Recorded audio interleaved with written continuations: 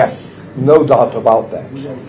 The issue you are, the way that you are, the way that I have been reading the facts in a lot. বাংলাদেশের দ্বাদশ জাতীয় সংসদ নির্বাচনের vote গ্রহণ নিয়ে প্রতিবেদন প্রকাশ করেছে বার্তা সংস্থা Reuters, the Economic Times, Guardian, Al Jazeera সহ অন্যান্য দেশগুলোর মধ্যে রয়েছে রাশিয়া, ফিলিস্তিন ও গাম্বিয়া। এছাড়া মুসলিম দেশগুলো বিশ্ব গণমাধ্যমে এসেছে যে বাংলাদেশের নির্বাচন, যদিও অনেক গণমাধ্যমে সরকারের পক্ষে কথা বলেছে, কিন্তু কিছু গণমাধ্যম বলেছে যে বাংলাদেশে একদলীয় শাসন ব্যবস্থা কায়েম হচ্ছে।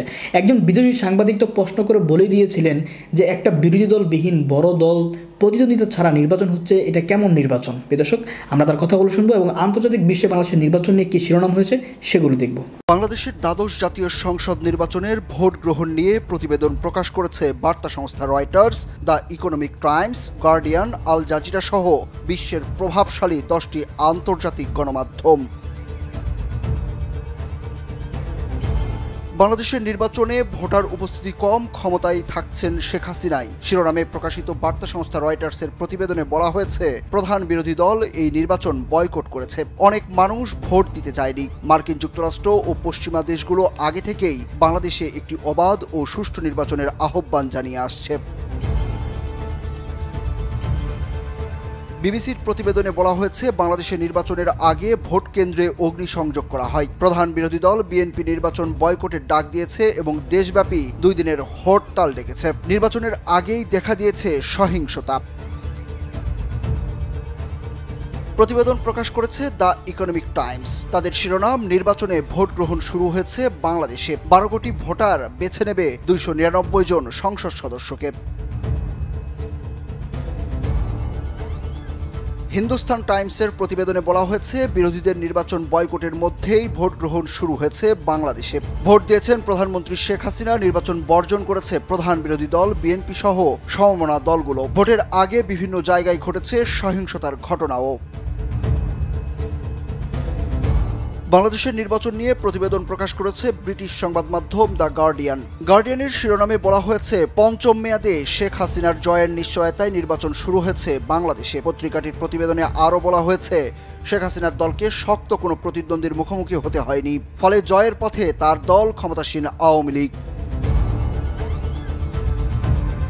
নির্বাচন নিয়ে প্রতিবেদন প্রকাশ করেছে বার্তা সংস্থা অ্যাসোসিয়েট প্রেস বা এপি। তারা শিরোনাম করেছে, সহিংসতা এবং বিরোধীদের নির্বাচন বয়কটে ক্ষতিগ্রস্ত বাংলাদেশের নির্বাচন, ভোট শুরু।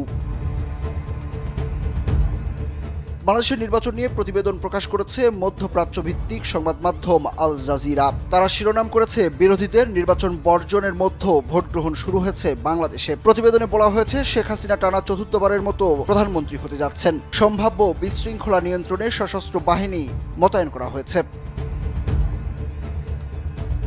টাইমস অব ইন্ডিয়ার প্রতিবেদনের শিরোনামে বলা হয়েছে, সহিংসতা এবং বিরোধীদের নির্বাচন বর্জনের মধ্যেও বাংলাদেশের নির্বাচনে ভোট দিয়েছে ভোটাররা। প্রতিবেদনে আরও বলা হয়েছে, প্রধানমন্ত্রী শেখ হাসিনা টানা 4র্থ মেয়াদে ক্ষমতা গ্রহণের পথে রয়েছেন। ভারতীয় সংবাদ মাধ্যম এনডিটিভির প্রতিবেদনের শিরোনামে বলা হয়েছে, হরতাল অগ্নিসংযোগের মধ্যে বাংলাদেশে ভোট গ্রহণ শুরু। প্রধানমন্ত্রী শেখ হাসিনা টানা 4র্থ মেয়াদে ক্ষমতা গ্রহণ করবেন বলে আশা করা যাচ্ছে। যুক্তরাষ্ট্র ভিত্তিক সংবাদ মাধ্যম সিএনএন বাংলাদেশের নির্বাচন নিয়ে সংবাদ প্রকাশ করেছে। এর শিরোনামে বলা হয়েছে, বিরোধীদের বয়কটের পরেও বাংলাদেশে চলছে ভোট গ্রহণ। প্রতিবেদনে আরও বলা হয়েছে, প্রধান বিরোধী দলের নির্বাচন বর্জনের মধ্যে বাংলাদেশের সাধারণ নির্বাচনের ভোট গ্রহণ শুরু হয়েছে। দেশটির প্রধানমন্ত্রী শেখ হাসিনা বিশ্বের দীর্ঘতম মেয়াদের নারী প্রধানমন্ত্রী। তিনি টানা 4র্থ মেয়াদে বিজয়ী হতে চলেছেন। সকাল 8টা থেকে বিকাল 4টা পর্যন্ত 299টি আসনের 42,103টি কেন্দ্রে একযোগে চলে ভোট গ্রহণ। নির্বাচন নিয়ে এরই মধ্যে প্রতিক্রিয়া জানিয়েছে 3 দেশ ও একটি আন্তর্জাতিক সংস্থা। ভোট গ্রহণ শেষ হওয়ার পর রাজধানীর হোটেল সোনারগাঁওয়ে সংবাদ সম্মেলন করে এই প্রতিক্রিয়া জানান প্রতিনিধিরা। প্রতিক্রিয়া জানানো দেশগুলোর মধ্যে রয়েছে রাশিয়া, ফিলিস্তিন ও গাম্বিয়া। এছাড়া মুসলিম দেশগুলোর আন্তর্জাতিক সংগঠন অর্গানাইজেশন অফ ইসলামিক কনফারেন্স বা ওআইসির প্রতিনিধিও আনুষ্ঠানিক প্রতিক্রিয়া জানিয়েছেন। 3 দেশ ও ওআইসির পর্যবেক্ষকরা জানান, ভোটার ও প্রার্থীর এজেন্টদের সঙ্গে কথা বলে তারা সন্তুষ্ট। সংবাদ সম্মেলনে ওআইসির নির্বাচন ইউনিটের প্রধান শেখ মোহাম্মদ বন্দর বলেন, পর্যবেক্ষক হিসেবে সহিংসতার কোনো চিহ্ন তাদের চোখে পড়েনি। আরব ইলেকটোরাল ম্যানেজমেন্ট বডির সঙ্গে নিজের সংশ্লিষ্টতার কথা জানিয়ে ওআইসির নির্বাচন ইউনিটের প্রধান বলেন, নিজ দেশের পাশাপাশি তিনি সংগঠনের নির্ধারিত কমিটির কাছেও প্রতিবেদন জমা দেবেন। শেখ মোহাম্মদ বন্দর আরও জানান, সবচেয়ে গুরুত্বপূর্ণ হলো অভিজ্ঞতা বিনিময়। এই সফরে তারা একে অপরের কাছ থেকে শিখেছেন। জানান এটি তাদের পেশাগত সফর। নির্বাচনী পরিবেশ দেখে তারা সন্তুষ্ট। বলেন তারা একটি ভালো নির্বাচনী প্রক্রিয়া দেখেছেন। এক প্রশ্নের জবাবে শেখ মোহাম্মদ বন্দর বলেন, কত শতাংশ ভোট পড়েছে তিনি তা জানেন না, তবে বলেন সকালে কেন্দ্র পরিদর্শনের সময় ভোটার উপস্থিতি খুবই কম ছিল। মানুষ আশা করছিল উপস্থিতি বাড়বে। সাংবাদিকরা ওআইসির নির্বাচন ইউনিটের প্রধানের কাছে কেন্দ্রে কম ভোটার উপস্থিতি সম্পর্কে জানতে চাইলে তিনি বলেন 15 বা 16% ভোট পড়লে Yes, no doubt about that. The issue you are, the way that you are, the way that I have been reading the facts in a lot of the press, well, the BBC as well, that is reflected in your question, I think is not really very balanced. Because to start with, you have an opposition that demands, what did the opposition fundamentally demand? That for the opposition to participate in elections, the government should be out before. I mean, that's what it means.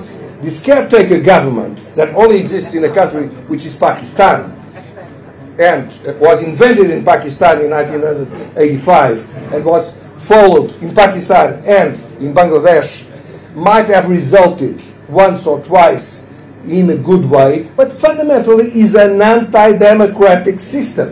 And so you have an organization that says, well, either you do something that is absolutely against the Constitution, you disappear from the political map, and then we accept elections, or it's finished, or we have hartals, or we have, unfortunately, violence. You say, I read several declarations from the leaders. Oh no, we were not the ones who sat for setting fires on the buses and so on and so on. But obviously somebody is responsible. And you know, I have seen the result of this. In 2013, I was here in the hospital of Dhaka, in the unit of burned people.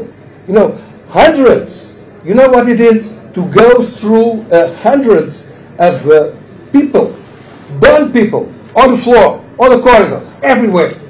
Bus drivers, children, women that had nothing to do with nothing.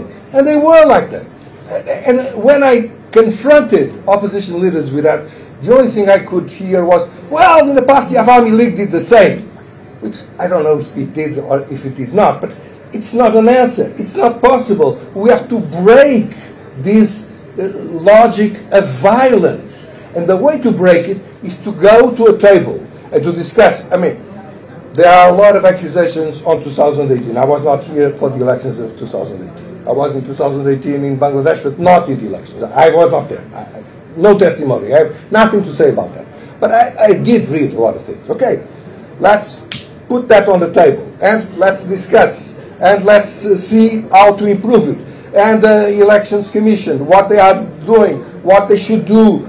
I mean, all should be discussed. Some things, I mean, there are things that, to be very honest with you, I don't think it really is a problem of culture.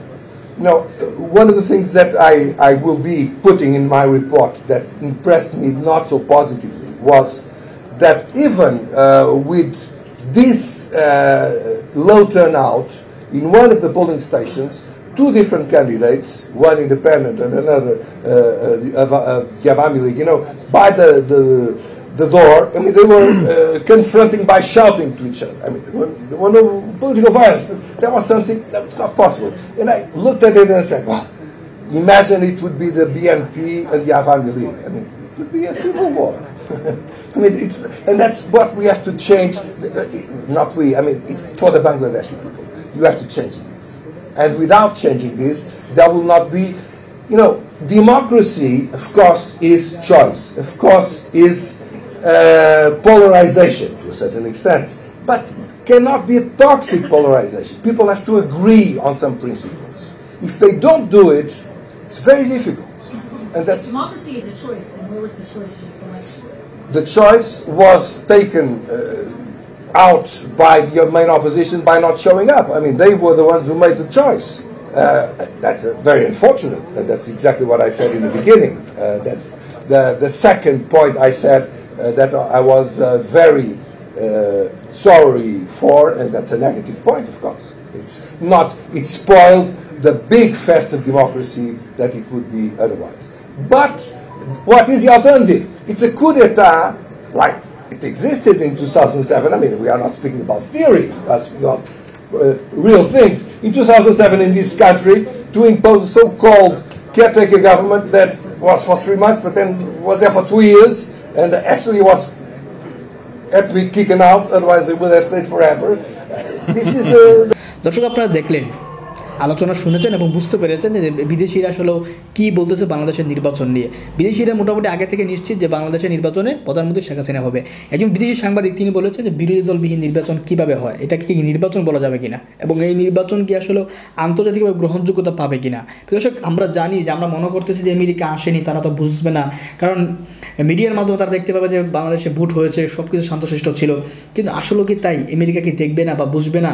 America কিন্তু তাদের গোয়েন্দা সংস্থা রয়েছে, তারা আমরা অনেক সময় দেখেছি বাংলাদেশের এই নাশকতা নিয়ে, বাংলাদেশের বিরোধী দলের উপর দমনপীড়ন নিয়ে বাংলাদেশের মিডিয়া যা প্রকাশ না করেছে, আমেরিকা কিন্তু তার চেয়ে বেশি প্রকাশ করেছে।